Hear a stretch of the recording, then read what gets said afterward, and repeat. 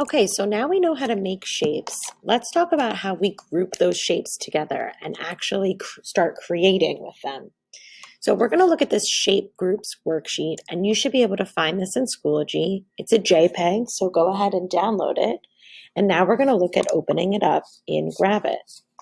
So in order to do that, we're going to start with the Get Started button.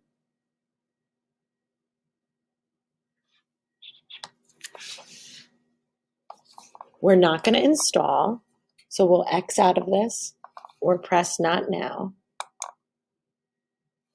From here, we'll go to Open from Computer and find the worksheet that we're going to work on, Vector Shape Groups.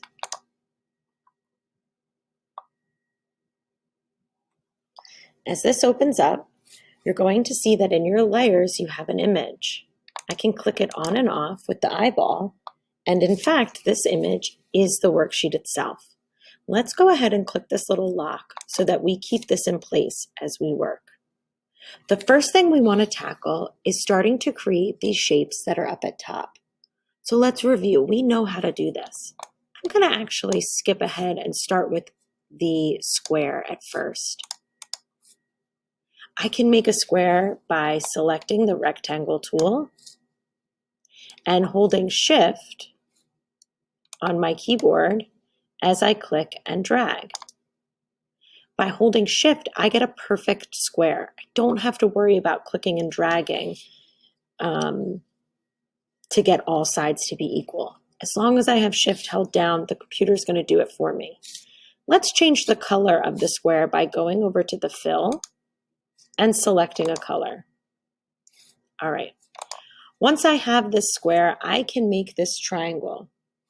I'm going to copy this square by either going to Edit, Copy, Edit, Paste.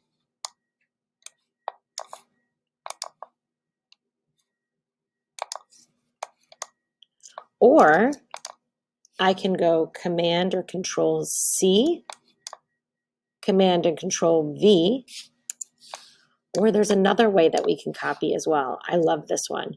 You can press on your keyboard Alt or Option and click and drag, and there I have a copy. Now, to get from a square to this triangle, we have to first convert it to a path. Go ahead and get my sub-select tool or press D on my keyboard. Select an anchor, and now delete or backspace on my keyboard. I'm going to go back to my pointer tool or V on my keyboard and simply rotate this and put it into space. Let's go ahead and change the color or the fill of this shape. All right, let's do this diamond shape. Well, I can choose any of the options that I just shared for copying and copy over here and simply rotate. Let's go ahead and change the fill. And the last one, an ellipse, I'm going to hold Shift so that as I click and drag and make this circle, it becomes a perfectly round circle. I'm going to go ahead and change the fill. Boom. Okay. We're going to make a copy of all 4 of these and put them into this formation right here. So I can use any of the techniques mentioned. I can go to Edit, Copy, Edit, Paste. I can use my keyboard, Command or Control C, Command or Control V to make a copy. Or my favorite is to press Alt or Option and click and drag. I'm going to copy all 4 of these shapes. Don't worry about them being exactly the same size as the worksheet. So let's take a look at this. Right now, I have 4 shapes.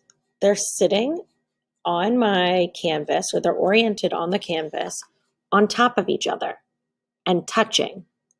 If I look at the layers, as I hover over each shape, it highlights the shape in red and shows you in your layers panel which shape you are about to select.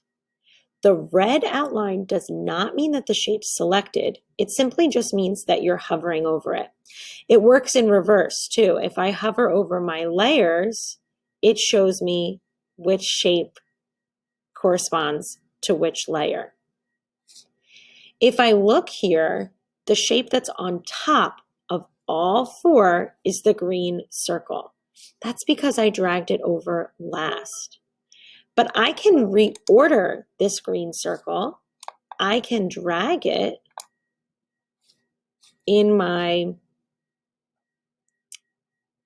layers panel to be behind the orange square, the pink triangle, and the purple diamond. I can also, little save check,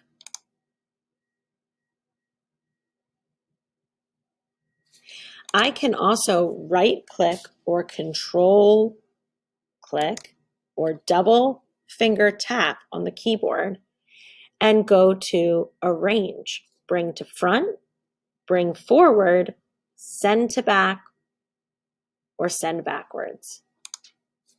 So all of these shapes can be reordered.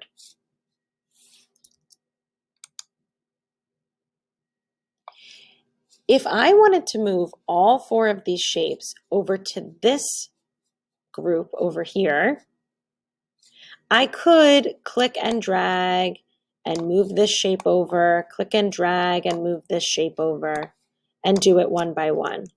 But there's another way that I can do this. I can click and drag a box around all four shapes. We call this box a bounding box. All four shapes are selected because they are outlined in blue and there's this blue bounding box around them. You can see in the layers panel, you can see that all four shapes are selected over here as well. I could rotate them at this point. I could make them bigger or smaller. I'm holding shift while I do this so that they stay the same, they scale. As long as there's a bounding box with them, whatever I do to one shape is going to apply to the other one. But they're not actually a group. They're only held together by the bounding box. Once I deselect by clicking away from this group, there's still four separate shapes that I could pull apart. Imagine a bounding box like a rubber band. If you took a group of pencils and rubber banded them together, yes, you can move them from this group of pencils from your school bag to your desk. You could still undo the rubber band and take just one pencil out to do your math homework. And you could also put the rubber band back on and group them all back together to put them back in your school bag. This rubber band idea is the same as this bounding box. Let's take a look at how to group objects so that they're not just simply rubber banded together, a more permanent way to group objects.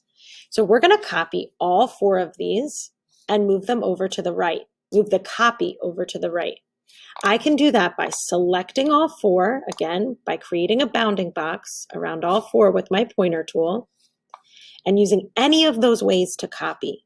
I love the Alt or Option on the keyboard, clicking and dragging to the right. Here's my four shapes now copied. They're still in this bounding box, and I'm going to go up to my toolbar and find Group Items. Once I click on Group Items, you're going to see that in your layers, you now have a group. You can view what's inside the group, and you can collapse that so it just says group. I can even test with the little eyeball on off. Yep, this is my group. Regardless of putting a bounding box, regardless of clicking and dragging to put a bounding box around all of them, they are a group. They're always going to move together in a group now. If I change the fill of one, it'll change the fill of all of them.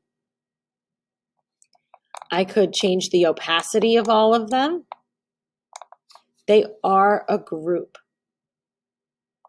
It's not super permanent though, because I can go back and come up to my toolbar and ungroup them if I need to. And now they're separate again. Let's regroup them. I'm going to put a bounding box around all 4, go up to my toolbar, and go to Group Items. You can also use Command or Control G as the shortcut to group. Let's select this group and make a copy and drag it down to this 3rd grouping at the bottom. If I want to combine all these shapes and make them just one shape, I can go up to my toolbar and find Create Grouped Shapes, Compound Shapes. Create Compound Shapes and choose Union. When I do that, all 4 of these shapes now become one. And I can see that in the layers as compound shapes. There are some other options under compound shapes that we're going to look at in just a moment. Subtracting, intersect, and difference. For now, I want you to review making shapes, changing the color, making copies of shapes, using a bounding box, creating groups, and compounding shapes as a union.